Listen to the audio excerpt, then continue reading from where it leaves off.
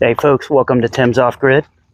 I'm going to be working on a filtering system for pumping the water out of the dugout. So I did have one of my sump pumps here, so to speak, or submersible pumps. It's got a float. As the float raises, it powers the pump. You can hear that weight in there. This is a cheaper pump from like Harbor Freight, I believe it was. It already came with threads to adapt to a garden hose.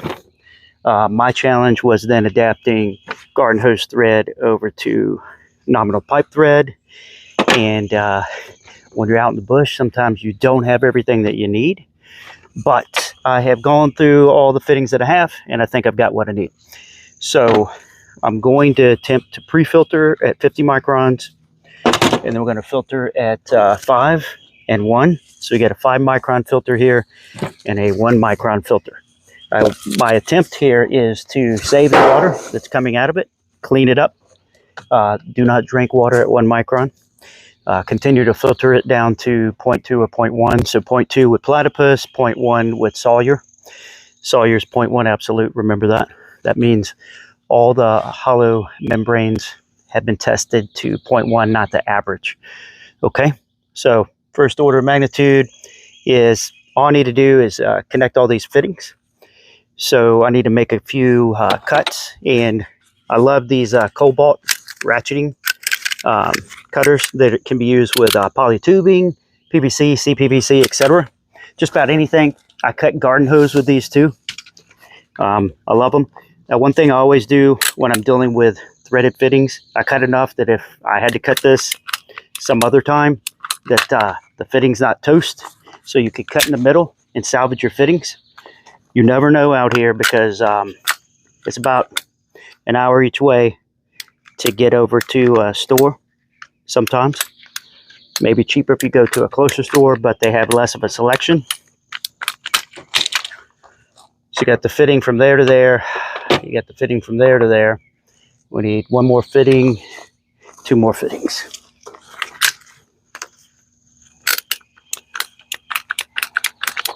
So 2 more lengths of CPVC 3/4, and we'll have that done. Now again, I'll show you. So I just kind of get that on there, and then you start ratcheting. It cuts right through. It makes really clean cuts, works great. So that's all our fittings there. Now we need to go back, and there's a few pieces we need to put tape on so that we've got that done. I'm going to take my gloves off. It'll help me work with the tape better.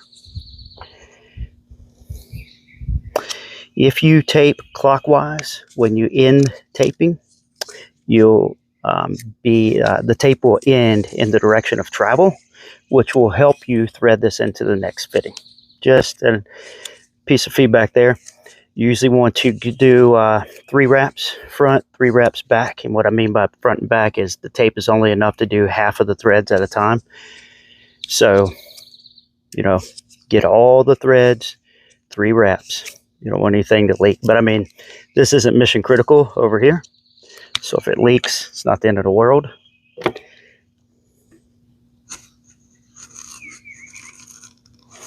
All right, so again, when I was done with the wrapping, I just want to call that out. The threads are going this way when I wrap.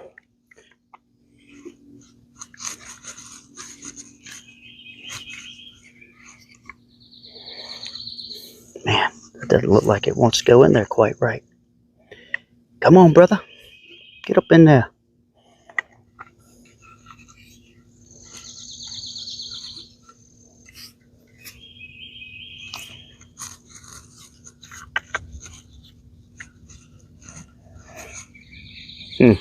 Let me try another fitting just to make sure it's not me.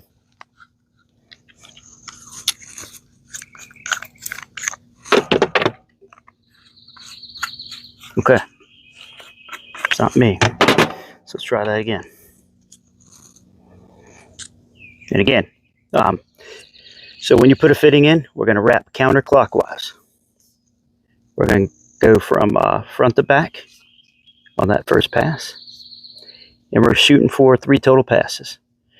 So we're going counterclockwise front to back, back to front. Our goal is 3 passes.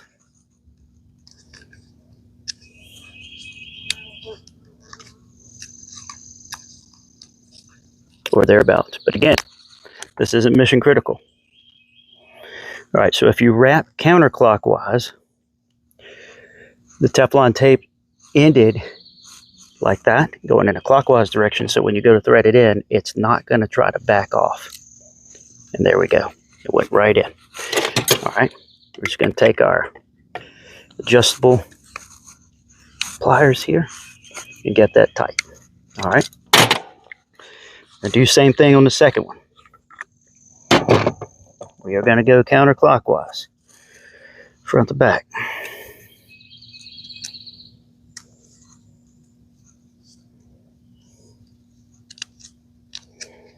And we're going to cover the threads in about 3 passes.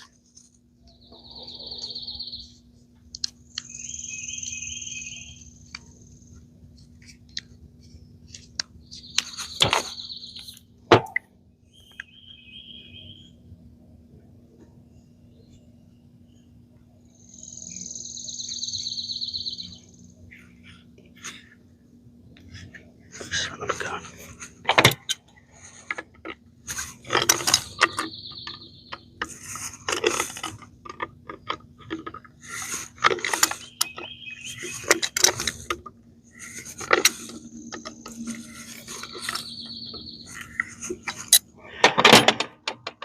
Pay attention to the arrows. This is inlet going this way. I've got everything going in the right direction. More fittings to thread.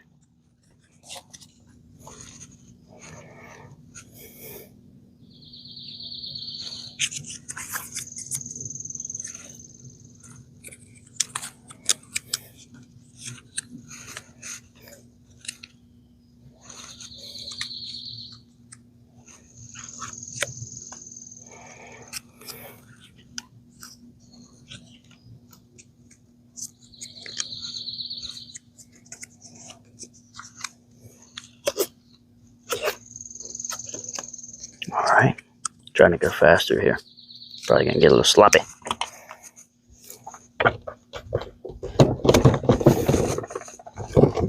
You can hand tighten a lot of this. So go as far as you can hand tighten, and then tighten until you feel it either seat or significant resistance. Don't over tighten. Now there are brass inserts in these filter housings. This is going to be your CPVC that's going to go first probably. All right, so that's good. A couple more and we'll be done here.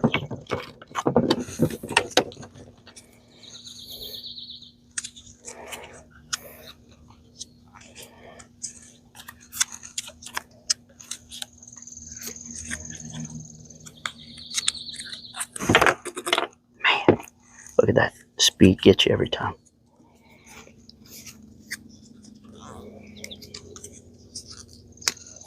If you get too many wraps on here, it's going to be hard to thread in. All I'm trying to do is make sure the system is very well pressurized or very well sealed, because it's going to be under pressure.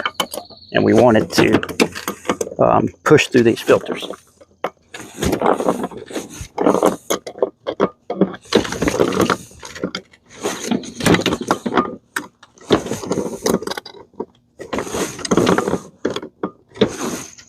I think that's good.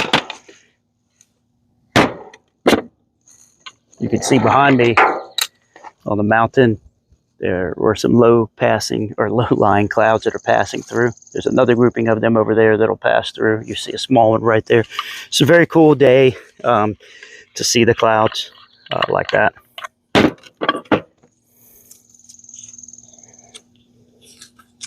It's super humid because it's been raining for 2 days straight, and it was raining this morning when I got here. So I've just been kind of out in the woods straightening up, and then went over to the dugout to see what the conditions were and saw what I need to do.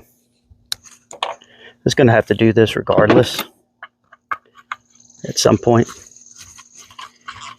Might as well do it now. And then my thoughts were, what kind of system could I come up with not just to pump the water out, but to clean the water up and be able to use that water. Whether it be firefighting water, whether it be filtered again to 0.1 for drinking water or other uses. What could I do? And you could have an IBC tote that you pump into. For today's tests, I'm gonna have a 5-gallon bucket, and I'm gonna bring a 55-gallon drum down there too. So we're gonna do a couple tests. So we'll do the white bucket test first, just to see obvious visual signs. You know, obviously I'm not going to be able to determine total dissolved solids or anything like that.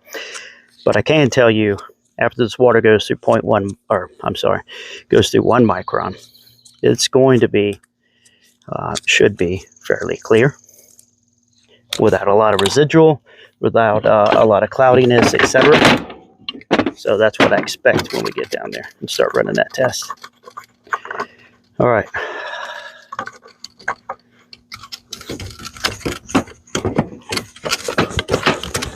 So that is all of our threaded fittings are properly sealed with Teflon tape. So that this is going to be a pressurized system. They'll hold the pressure well, hopefully won't leak. It will be tough if they do leak, because I think you're seeing right now, I have no unions in between anything. So that's why it's important to get this right the first time, because you're not going to be able to go and work on stuff. Except, I guess you could work backwards by undoing the first fitting and the next and the next and the next and so on. But nothing's impossible, I guess. All right, so that's where we are. And got a couple of our fittings that fell on the ground there.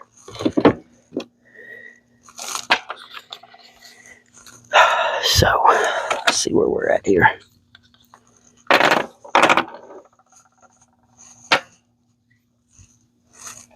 Yep, okay. We are going to have this Y fitting here in the beginning.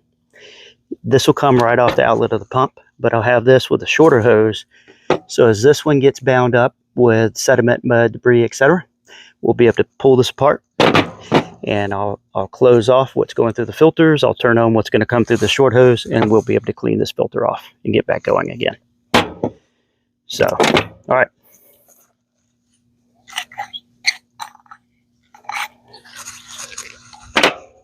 Put our gloves back on. I don't want to get purpley primer all over me. Make sure you know the difference between CPVC glue and PVC glue. It's not the same. CPVC glue is typically orange. PVC glue is typically blue or clear. Make sure you're on a surface that you don't care too much about anymore, or make the surface safe with cardboard or whatever. All right. So first they're priming all of our contact surfaces with primer. Obviously the primer has a lot of alcohol and things like that in it, so it will dry really fast. So I'm just getting all those surfaces ready for gluing. When you glue, make sure all of these are going in the right direction. This one's in the wrong direction right now. That one was in the wrong direction. And that one was in the right direction.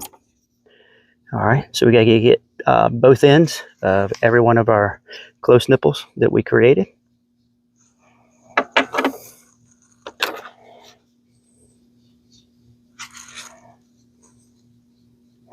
friend of mine taught me plumbing many years ago, starting about 1998. And you always want your primer to be able to show on all your fittings. You always want it to be neat too. You don't want to have like streaking primer going down your fittings and stuff like that. We always talk about that's the quality in your work. And I know we're out here just messing around, making something to pump water out of a dugout, but still. All right, I think we got every one of the fittings done.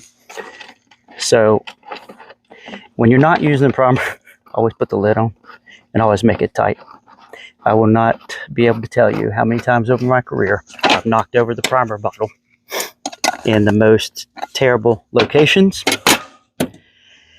and caused myself a whole lot of grief. All right, so now we're going to do the primer. The glue.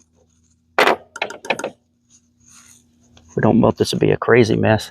And look, I always glue both locations. I come in here, the location I'm going to glue, as well as a piece that's going to go in there. All right. Push the piece all the way in, turn it just slightly, hold. There's a hold about 10 seconds. So then back out. All right. Next fitting. And look, I'm going to spill some on this top. I've had this bar, I think, since 2008, so I'm not too worried about it.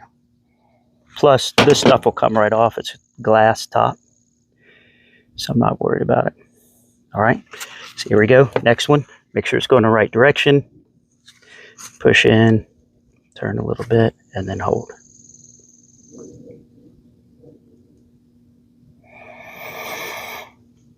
All right. Next.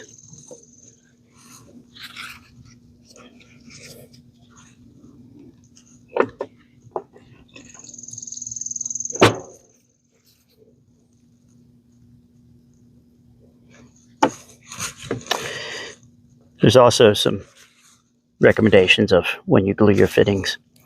The nomenclature or the identification on your pipings. Making sure they all face the same direction, they're on line, etc. So that's just other things that people do to keep it clean, keep it neat, keep it presentable, etc.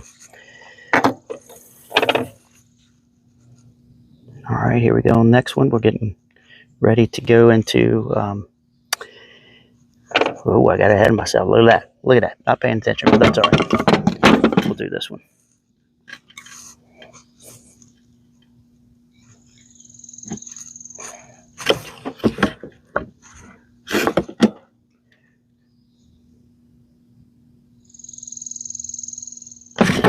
All right. But this was the one we were on, and I just got ahead of myself. That's all. It's okay, though.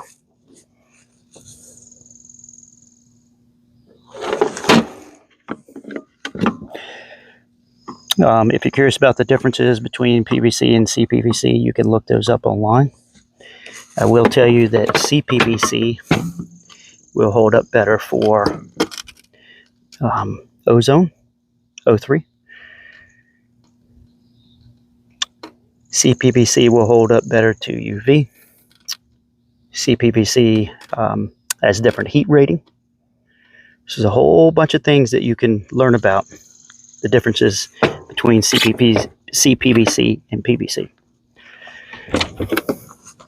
Why am I using PVC or CPVC for a lot of things I do? It's quick, it's easy, cheap. A lot of what I do is proof of concept. If it's not going to work, I hope I didn't spend a whole bunch in some very, very specific fittings. I hope that I've only used like PVC or CPVC or something to do a cheaper proof of concept.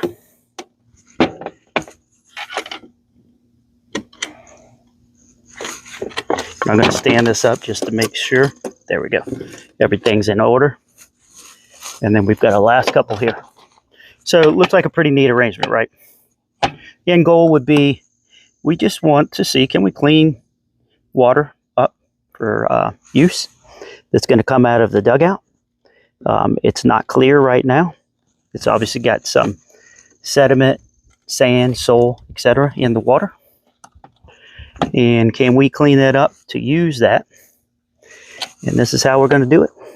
So 50 micron, 5 micron, and then 1 micron to clean it up. I don't have any meters on here to capture flow rate over time, but that would be something that you do if you are interested in that, to see how effective it's working, to see what your delta P would be over time going across the filters. You could say, hey, with clean water, a differential pressure was X. Maybe I'm getting 25 pounds. And then, you know, as each one got dirtier, the pressure was dropping. Ideally, bypass around each one, gauges between each one. So then you could determine, you know, the load up rate of the filters, etc. That's it. Okay. Also kept this Y over here too, so that we could have some options, maybe in the very beginning, getting the flow right. You know, you have two different discharge paths. One would be through the water hose to the drum, etc. One would be out to the ground, etc. Okay, next thing is we'll go ahead and put those filters in. So we've already got the 50 micron screen here, and we want to put the 1 micron in. So, or I'm sorry, I keep doing that. We want to put the 5 micron in. So again, this is a 5 micron, if you can see that right there. And it's just a sediment. These are not carbon blocks by any means. I'm not going to want to use a carbon block per se on something like this. Just a sediment filter.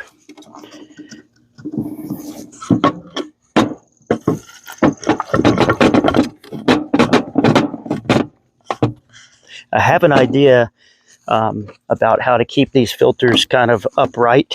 You know, the other thing is, and we would say this in the Navy, don't nuke it out. I was about to nuke it out with trying to come up with ideas on how to build brackets and framework and all kinds of stuff. And then I killed it, because we're never going to get anything done today if I keep trying to nuke stuff out. So what we are going to do is, I think I can just put this right into a milk crate. You know, put it right into a milk crate. It holds the filters upright. They're not laying in the mud, etc. And this is our 1 micron right here. So there's a paperwork on that one for 1 micron. And the 1 micron is a little bit more to it. So you can see it's a little bit more woven, etc. So let me pull this housing off. The other thing, make sure your O-rings are in your housings. You're going to have a bad day if not. Look at that. Look what I already did. I already ran the filter right through some of that crap. Anyways, I don't think it's the end of the world. Maybe it is. Maybe it ain't. Well, you're already going to be using fittings that are glued. So water is going to touch those fittings. I guess if, and there's glue inside and outside of those fittings. So, all right, here we go. And you can use you have to use a filter wrench. In this case here, I'm going to hold the filter housing down while I use the filter wrench and just take the filter wrench off, rotate. And I'll take it with me down there in case I need to adjust again. So here's our end product here. Everything's going that direction. We've got our 50, 5, and our 1. We've got inlet from the pump. And we also have, you got discharge from the pump here, so inlet to our filtering mechanism. Alternate discharge path here, because you are going to have to clean the screen filter from time to time. And again, it just screws off. You pull it out, you wash it out, you put it back on. All right. So we're going to stop the video there, move everything down the hill, and we're going to get set up to pump water out.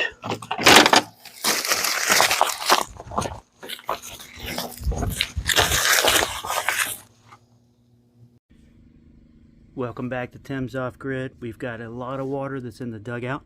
We're going to pump this out before we can do anything else. As you can see, things held up really well in here. And we're going to get this out of here. So I've got 2 rocks underneath of it, so it's not sitting on the bottom, sucking up maximum dirt from this hose. We'll come to a 50 micron screen, 5 micron filter, 1 micron filter. We're going to pump out through this hose. We're going to come over to this drum. We're going to see what the quality of our water is as it comes through here. We're running on our generator. That's right up there in the distance. It's running in eco mode, so let's see how it does as well. So I even changed the filters out to 1 micron and half a micron. So we've still got, you know, this is what the water's going to look like even at a half a micron.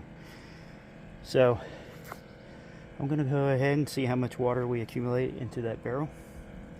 And we'll go from there. But this is a setup again. Through 50, 1, 1/2, There's the pump down there. Alright, so we tried a few different pumps to get water out of here. I'm back using the sump pump now because I don't need to push that water through any filters or anything. So we're letting that submersible pump do its thing. We did try this 4 gallon per minute pump, pushing through filters, see if we could clean that water up. Cleaned it up some. You'd have to really refine this even more. So it's not looking real great in that drum. And white bucket test, you can tell. That's even after half a micron. So this is why I don't use any of this water until it's gone through 0.1 micron for myself. Alright, so that's where we're at.